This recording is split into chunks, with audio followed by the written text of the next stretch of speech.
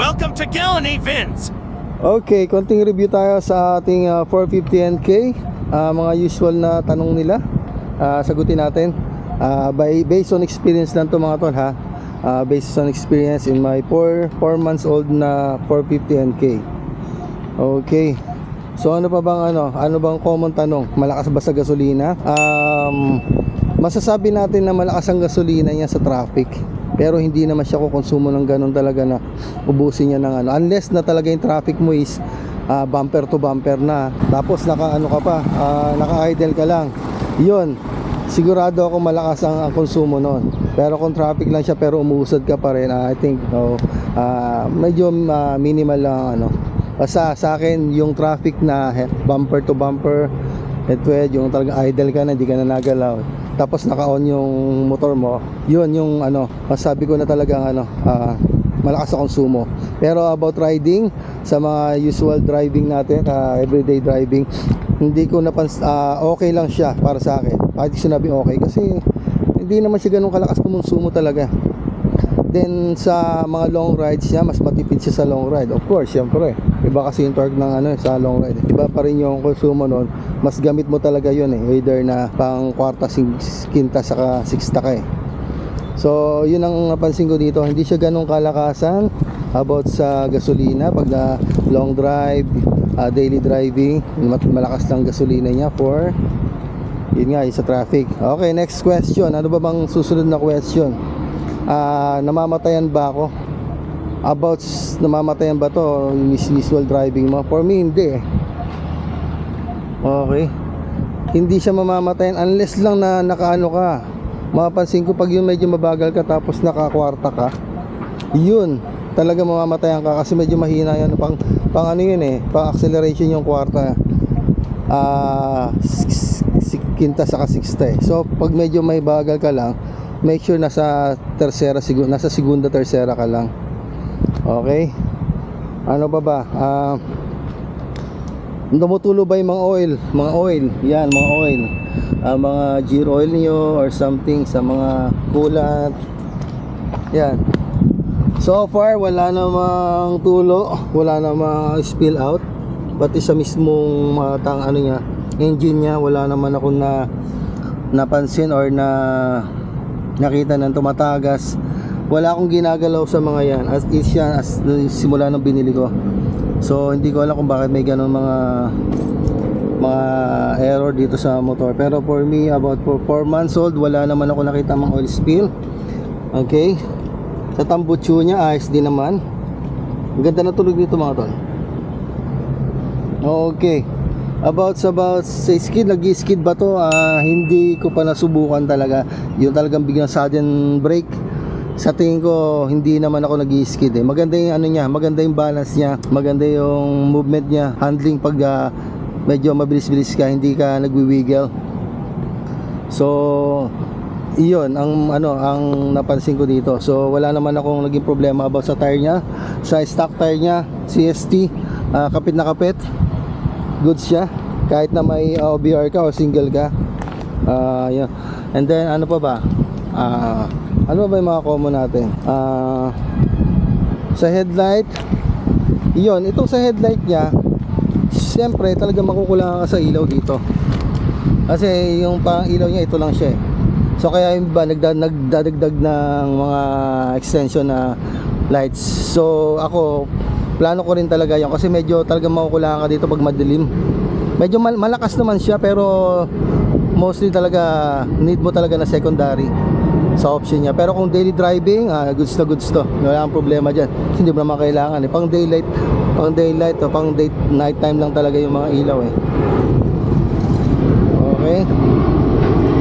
Ano pa ba? Clutch, okay naman. Acceleration, yes, malakas yung acceleration. Malakas yung hatak nito mga tol.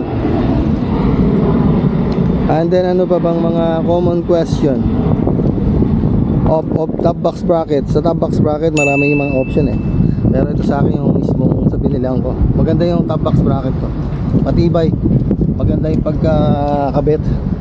Sturdy. Makunat. Okay. And then ano pa ba yun? Yun lang naman yung mga common dyan About sa ingay, may mga lumalagotok, wala akong na-encounter mga tol. Wala akong napansin na medyo talagang na maninibago ako, kasi since na 4 months old ko na to, lagi ko naman siyang ginagamit. Actually gamit ko dito every every 2 days pahinga ng 2 araw, then ikot-ikot uli, larga, then papahinga uli ng 2 araw, o minsan walang pahinga, yun. Hindi ko naman siya ginagamit for daily use kasi this is private lang, hindi ko naman ginagamit papasok, pang biyahe-biyahe lang, pamalengke. Sana all. Okay, basta yung gas consumption niya, okay, wala ang problema, matipid to. Okay, ito common question, yung OVR pala, yan. So OVR tayo, ako muna ha.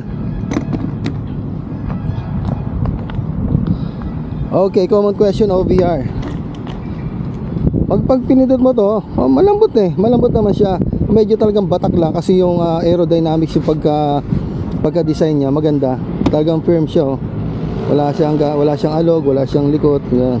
Yung upuan natin ng driver maganda, yung pillion seat ng ganda, malambot talaga. Ito malambot siya pero hindi siya ganun ka medyo medyo matigas yung banda rito niya. Pero yung sabi sa akin ng OVR ko, tinanong ko sa kanya, kumusta yung upuan dyan, okay ba? Sabi niya, malambot ba? Oo, okay naman, malambot naman, wala naman akong problema. Yun, so wala kang problema talaga. Either lang, kung gusto mong lagyan ng external na improvise, magbili ka ng upuan para mas lalong malambot siya. Pero sa tingin ko hindi, goods naman siya dito Ang magiging common talagang reklamo ng mga OBR natin is yung long ride. Kahit naman ikaw makakangawit talaga pag naka back ride ka, pag long ride ka. Matakbo ka ng mga 2-3 oras, 2 oras nga nakakapagod na 2 oras hanggang yun, medyo mga ngawit ka, ngalay ang reklamo nila. Pero tingnan nyo to, ito malapad to hindi lang itong upuan mo ito na rin kasama na rin yan sa tama na jempet mo then yung sa legs mo doon na sa mismong step nut. Ang kinagandahan pa noon, mas maganda ang nagustuhan ng OVR ko, may top box. At medyo kampante rin ako. Gusto ko pag long ride, gusto ko may top box. Para kahit paano hindi lang lagi siya nakaliyad sa akin. Then pwede siya sumandal pag nangangawit siya. At hindi ka rin matatakot mag-accelerate biglang kadyot kasi baka siya lumipad or something. Maganda talaga may top box. Sa akin recommended ko top box pag mabiyahe ka at may OVR ka. Okay na okay sila doon.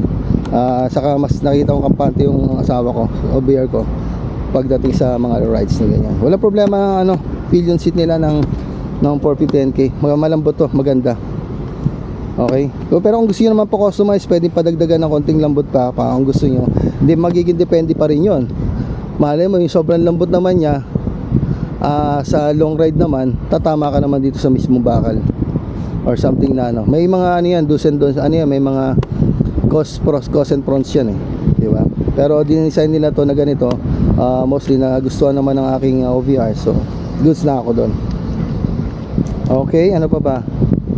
Wala naman, signal light, passing light. Itong kalimitan nagpapalit sila ng ng mirror. Pero sa tingin ko nga medyo medyo kita mo naman, pero parang bitin ako Hindi ko alam kung mas maganda yung bar end diba? Siguro magko-consider ako ng tatry akong bar end, susubukan ko muna. Pero for now, goods pa naman to. And then kasi sayang lang din kung hindi ko gagamitin. So yun yung mga possible consideration. Okay, mga ilaw-ilaw nito, mga side mirror natin. And then yung ilaw, gawa tayo ng ilaw.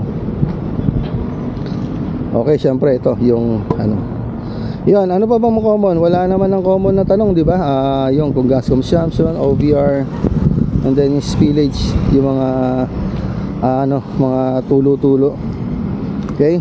Sa mga nagbabalak na magpalit pala ng muffler, okay. Ito. So nasa na ako range na ako. So pwede na akong magpalit. Sleep on. So yan, ito po yung pinalit ko.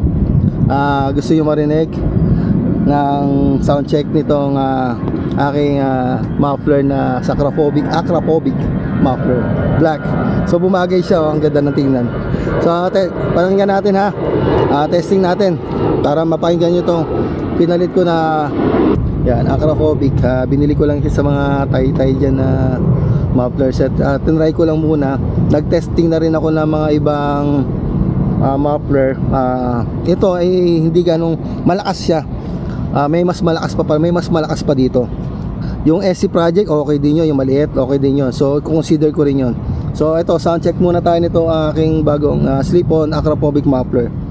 Pakinggan nyo kung gaano kalakas ito. Okay.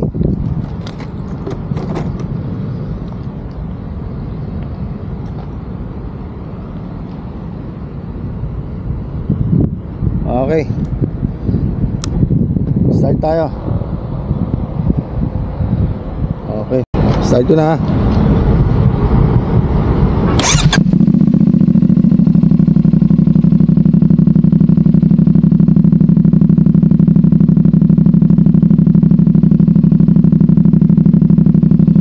Revolution tayo.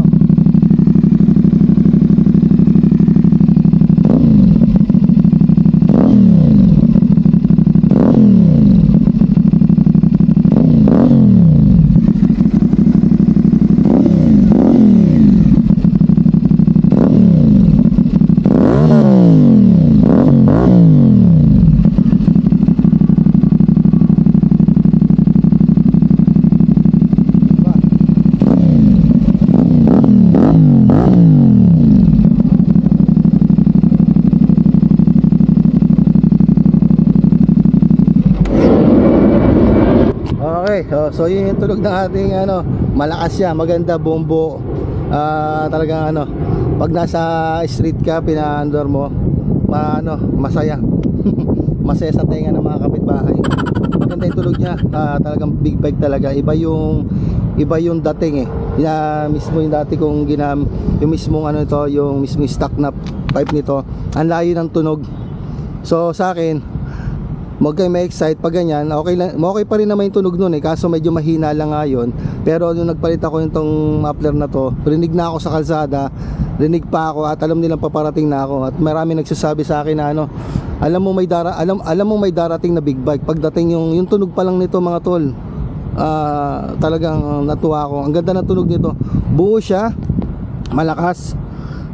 Tapos yung pag sa arangkada niya, iba talaga yung nagiba yung takbo ng motor nagiba yung takbo, yung di mo napapakinggan sa mismong stock pipe mo, mapakinggan ko dito yung gusto kong tunog marami pang ibang tunog, marami pang muffler na mas maganda rito, pero okay na muna sa akin to since na binagay ko yung disenyo ko black for now. Siguro mayroon pang isa yung SC Project din, maganda SC Project yung pahaba eto yon, yan, maganda yan. Bibili ako nito kasi alam ko na yung tunog nito Ito yung sabi ng kaibigan ko na malayo pa lang iba na yung dating So ayan mga tol, sa mga nagbabalak, ang bili nyo yung medyo mahaba. Try nyo muna yung mahaba. Pag medyo nagsawa na kayo, yung maliit na. Okay, and then ito nga, bumili ako nito. Sa Lazada lang to. Parang fire flame na design, flame design lang. Tapos lang siya, naka-mount siya doon sa mismong tube. And then naka-slip on. Okay, then dalawang Ayan, bumili din ako ng yung parang yung tela, itlot tawag pa diyan. Bumili din ako yan para i-wrap around ko para medyo may forman dating. Okay. So, sa mga nagbabalak bumili ng muffler, consider this one. And then okay, SC Project yung maliit, goods yun. And then yung isa pa yung yung isang muffler na maliit, nakalimutan ko yun. Mga tol, ito yung aking bagong muffler, acrophobic 450. Okay, consider na lang para paltan nyo na yan. Maganda to, maliligaya kayo pati kapitbahay nyo. Okay mga tol, so yun. Okay, so yun, so far so good, 4 months. Wala naman ako na-encounter na problema ng 450 NK ko. Gusto siya sa takbo, ayos naman. Hindi naman siya ako nagka-problema nung bubuksan ko tuwing umaga, then magko-cold start ako. Responsive naman siya, wala namang problema. Okay. Ano ko ice cream? Ayan mga tol, so yun na lang. Post natin iba pag may pag nagkaroon to ng konting pero so far so good. Marami ako naririnig na mga ano, makikita na may problem yung ano nila. Para sa akin, wag yung pakulikot yung mismong makina pag hindi naman kinakailangan, kasi stock talaga yan eh. Design nila yan, and then naka-warranty din kayo dyan, hindi kayo mamumblema pagdating sa ano. Pero kung pinagalaw nyo tapos nagkaroon ng problem, ay sa inyo na yun. Okay, That's it. Ride safe and enjoy sa ride. sige mga tol. Basta muli. Welcome to Galen Events. Mag, like, and subscribe ka na to.